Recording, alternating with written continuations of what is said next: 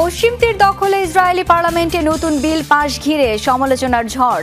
গাজার শান্তি প্রস্তাবকে হুমকিতে ফেলার অভিযোগ যুক্তরাষ্ট্রের, আরব নেতাদেরও নিন্দা।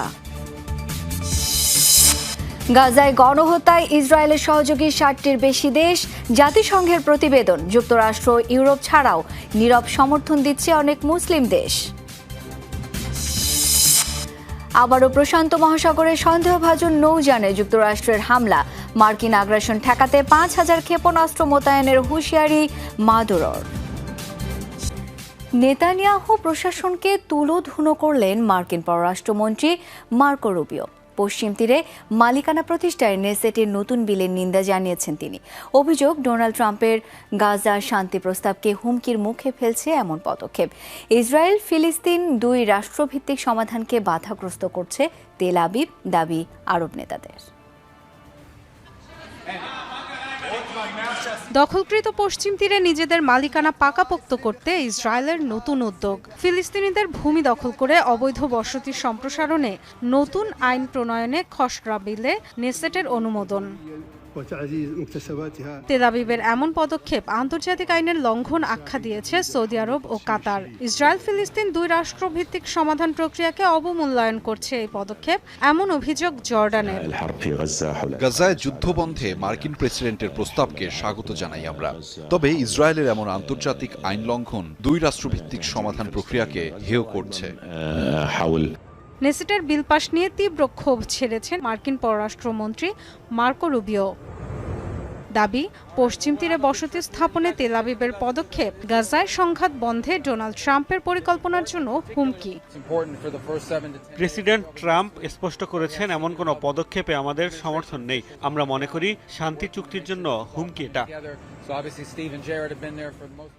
ইসরায়েলের পদক্ষেপ প্রত্যাখ্যান করেছে ফিলিস্তিনি স্বাধীনতাকামী সংগঠন হামাস।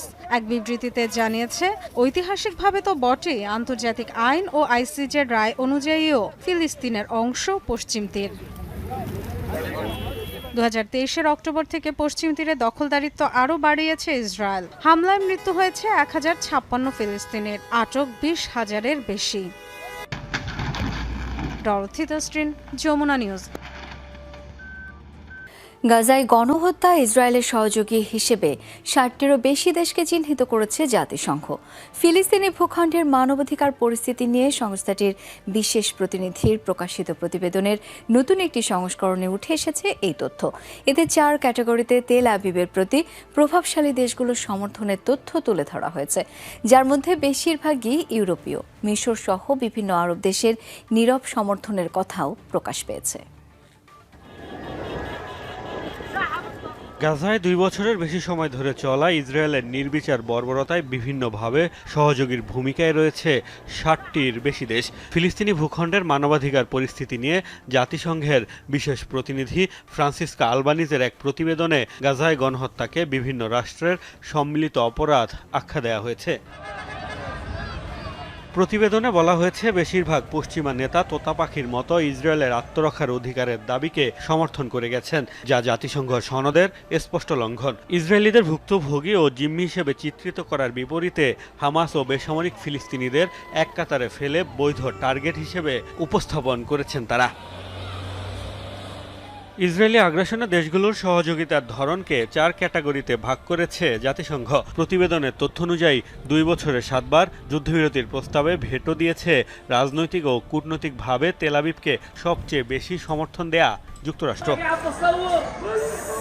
ইসরায়েলের নীরব সমর্থক হিসেবে আরব ও মুসলিম দেশগুলোরও সমালোচনা করেছেন ফ্রান্সিসকা আলবানিজ। তার অভিযোগ, নেতানিয়াহু প্রশাসনের বিরুদ্ধে কার্যকর পদক্ষেপ নিতে ব্যর্থ হয়েছে আরবরা। লোহিত সাগরে হুতির হামলার জেরে অনেক আরব দেশ ইসরায়েলের জন্য স্থলপথে বাণিজ্য সহজ করেছে বলেও উল্লেখ করা হয় প্রতিবেদনে। রিপোর্টে বলা হয়, জাতিসংঘের নিষেধাজ্ঞা প্রস্তাব উপেক্ষা করেই বিভিন্ন রাষ্ট্র ইসরায়েলের সাথে অস্ত্র বাণিজ্য অব্যাহত রেখেছে। গণহত্যার প্রমাণ পাওয়ার পরও যুক্তরাষ্ট্র, জার্মানি ও ইতালি তাদের সামরিক সহায়তা দিয়ে আসছে। ইসরায়েলে গোলাবারুদ সহ বিভিন্ন সমরাস্ত্র পাঠিয়েছে এমন দেশের তালিকায় আরও রয়েছে যুক্তরাজ্য, চীন, ভারত, ফ্রান্স সহ 26টি দেশ। এছাড়া তেল আবিবকে F-35 ফাইটার জেটের যন্ত্রাংশ সহ বিভিন্ন সামরিক সরঞ্জাম সরবরাহ করে এমন দেশের সংখ্যা অন্তত 40। গাজায় ত্রাণ প্রবেশে নিষেধাজ্ঞা কার্যকরেও ইসরায়েলকে সহায়তা করেছে বেশ কয়েকটি দেশ।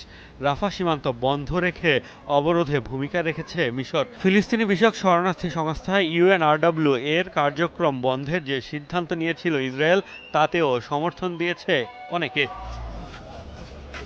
প্রতিবেদনে আরও বলা হয়, গণহত্যার অভিযোগ সত্ত্বেও স্বাভাবিক বাণিজ্য সম্পর্ক অব্যাহত রেখে তেল আবিবের অর্থনীতি সচল রাখতে ভূমিকা রেখেছে এমন দেশের সংখ্যাও অনেক। মোস্তফা মাহমুদ, যমুনা নিউজ। গাজার বেসামরিক জনগণের মৌলিক চাহিদা পূরণে বাধ্যবাধকতা রয়েছে ইসরায়েলের। বুধবার নতুন এক নির্দেশনায় জানিয়েছে আন্তর্জাতিক বিচার আদালত আইসিজে। 11 সদস্যের বিচারক প্যানেল আরও বলেছেন, ইউএনআরডব্লিউ এ সহ জাতিসংঘের অন্যান্য সংস্থার ত্রাণ কার্যক্রম সমর্থনে বাধ্যবাধকতাও রয়েছে ইসরায়েলের। আইসিজের বিচারকদের দাবি, ফিলিস্তিনি শরণার্থী বিষয়ক সংস্থা ইউএনআরডব্লিউ এর উল্লেখযোগ্য কর্মী হামাস সদস্য বলে অভিযোগ করলেও দাবির সপক্ষে যথেষ্ট প্রমাণ উপস্থাপন করেনি ইসরায়েল। জাতিসংঘের সর্বোচ্চ আদালতের এই নির্দেশনা মানতে অবশ্য বাধ্য নয় ইসরায়েল।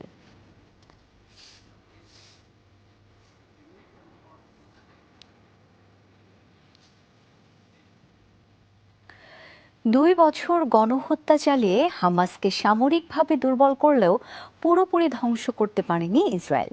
পুনরায় শক্তিশালী হওয়ার চেষ্টা চালাচ্ছে গোষ্ঠীটি। মার্কিন সংবাদ মাধ্যম এনবিসির এক প্রতিবেদনের তথ্য বলছে, এখন উপত্যকায় সক্রিয় হামাসের প্রায় 20,000 যোদ্ধা। নারকীয় বর্বরতার মধ্যেও থামেনি তাদের নতুন সদস্য নিয়োগ। নিরাপত্তা বিশ্লেষকদের মত, উপত্যকায় হামাসের 70% সুড়ঙ্গ এখন অক্ষত রয়েছে, যার বেশিরভাগের অস্তিত্বই খুঁজে পায়নি ইসরায়েল।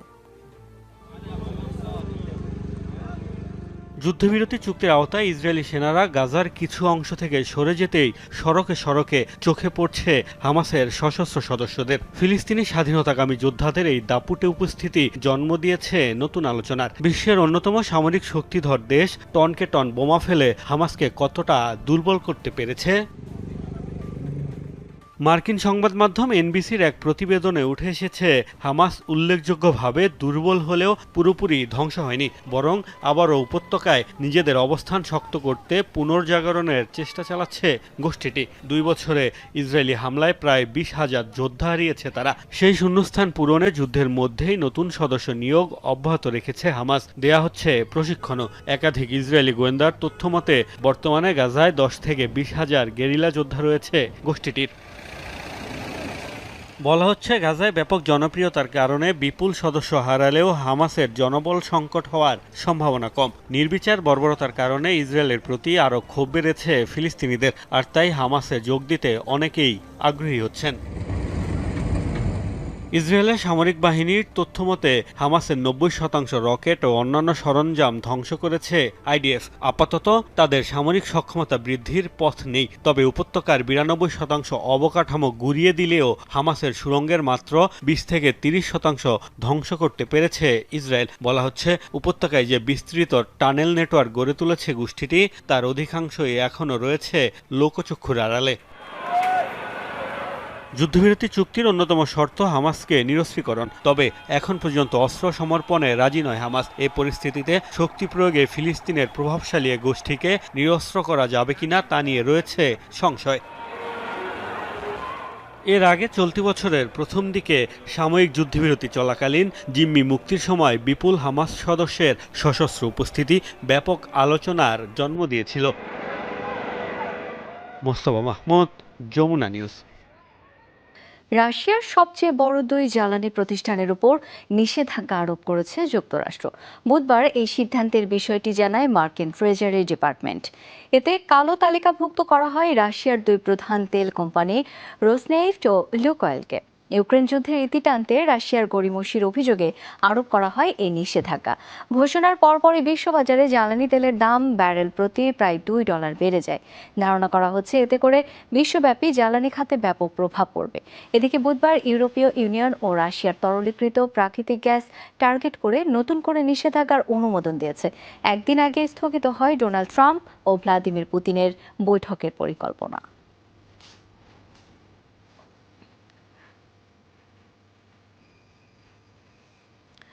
রাশিয়াকে টেক্কা দিতে এবার সুইডিশ যুদ্ধবিমানের বহর কিনতে যাচ্ছে ইউক্রেন। 150 গ্রিপেন ফাইটার জেট যুক্ত হতে পারে দেশটির সামরিক বাহিনীতে। তুলনামূলক সস্তা এবং টেকসই হওয়ায় কিয়েভ বাহিনীর জন্য উপযুক্ত হতে পারে যুদ্ধবিমানটি, যার কমব্যাট ক্যাপাবিলিটি চিন্তার কারণ হয়ে দাঁড়াতে পারে মস্কোর জন্য। F-16 রাফাল, ইউরোফাইটার টাইফুনের মতো ফাইটার জেটের সাথে পাল্লা দিয়ে ইউরোপের আকাশকে রক্ষা করছে JAS-39 গ্রিপেন। সুইডেনের এই যুদ্ধবিমানকে তুলনা করা হয় ইউরোপের F-35 হিসাবে। এর অন্যতম কারণ বিমানটির স্বল্প মূল্য আর টেকসই ক্ষমতা। এবার ইউক্রেনের নজর এই গ্রিপেন যুদ্ধবিমানের দিকে। মস্কোর বিপরীতে বিমান বাহিনীকে সুসজ্জিত করতে আকাশযানটির বহর কিনতে চায় কিয়েভ। এ লক্ষ্যে সুইডিশ সরকারের সাথে একটি ইচ্ছাপত্রে সইও করেছেন প্রেসিডেন্ট ভলদিমির জেলেনস্কি। সব ঠিকঠাক থাকলে বছর তিনেকের মধ্যেই 150টির মতো গ্রিপেন যুদ্ধবিমান হাতে পাবে ইউক্রেন। মূলত লাইট সিঙ্গেল ইঞ্জিন বিশিষ্ট একটি 4th generation supersonic fighter jet JAS-39 Gripen, যা air to air combat, aerial bombing এবং নজরদারি মিশনে ব্যবহৃত হয়। মাত্র 10 থেকে 20 মিনিটের মধ্যে রিফুয়েল, রিআর্ম করে পুনরায় আকাশে ফিরতে পারে যুদ্ধযানটি। ধারণা করা হয় এর বেশ কিছু সংস্করণে ইলেকট্রনিক ওয়ারফেয়ার সিস্টেমও রয়েছে। মার্কিন F-16 যুদ্ধবিমানে বহনযোগ্য প্রায় সকল অস্ত্রই নিক্ষেপ করা যায় গ্রিপেন ফাইটার জেট থেকে। সবশেষ থাইল্যান্ড কম্বোডিয়া সংঘাতে মোতায়েন করা হয় যুদ্ধবিমানটি। বর্তমানে দক্ষিণ আফ্রিকা, থাইল্যান্ড, ব্রাজিল, চেক প্রজাতন্ত্র ও হাঙ্গেরির কাছে রয়েছে ফাইটার জেটটি। অনিক রহমান, যমুনা নিউজ। মার্কিন আগ্রাসন ঠেকাতে 5,000 ক্ষেপণাস্ত্র মোতায়েন করা হয়েছে বলে হুঁশিয়ারি দিলেন ভেনেজুয়েলার প্রেসিডেন্ট নিকোলাস মাদুরো। প্রশান্ত মহাসাগরে সন্দেহভাজন মাদক পাচারকারীদের নৌযানে আবারও মার্কিন হামলার পর এই হুঁশিয়ারি এলো কারাকাসের পক্ষ থেকে। ওই হামলায় প্রাণ গেছে অন্তত 3 জনের। এদিকে হামলার পক্ষে সাফাইকে ডোনাল্ড ট্রাম্পের পাল্টা হুঁশিয়ারি, মাদক কিং অস্ত্রের মতো ক্ষতিকর সবকিছু